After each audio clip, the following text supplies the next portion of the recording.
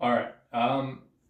If you install a new fridge door seal and you find that the hinge side is tight and it's rolling over itself, and maybe the door's not closing properly because it's so tight on this hinge, the best way to fix that is by opening up the door, grabbing a hairdryer, if you've got one, or a heat gun, but preferably a hairdryer, and you want to warm up the door seal on the inside edge. So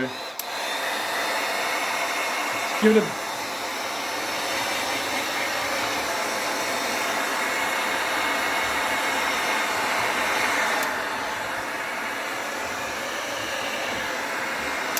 Once the seal is really nice and pliable and soft from the heat on the inside, you can then shut the door.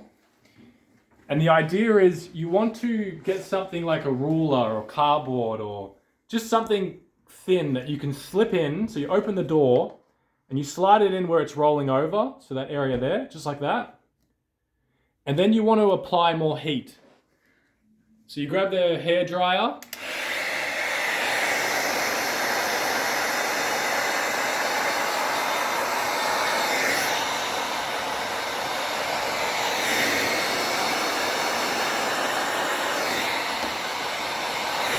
And you heat it up as much as you possibly can with the hairdryer. And you leave the ruler or cardboard or whatever you've got there for about 10 minutes, 5 to 10 minutes. Once the seal cools down and you pull the ruler out, it'll squish down and it will mold into the right shape. It won't roll over or stop the door from not closing. It'll look perfect just like this.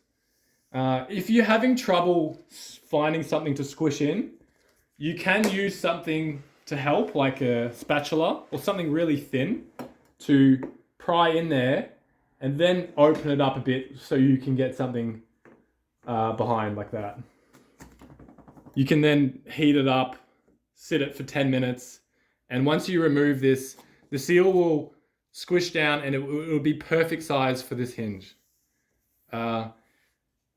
Most fridges have hinges like this where you can't pack them out. So this is the only way to do it. But if you have an old Westinghouse or Kelvinator like this fridge here, it is possible to loosen the bolts on the hinge and you can put some washers, a couple of plastic or metal washers just behind this hinge, and that will pack the door out a bit so the hinge isn't rolling over on the seal. But majority of fridges these days are pin hinges, like this bar fridge here.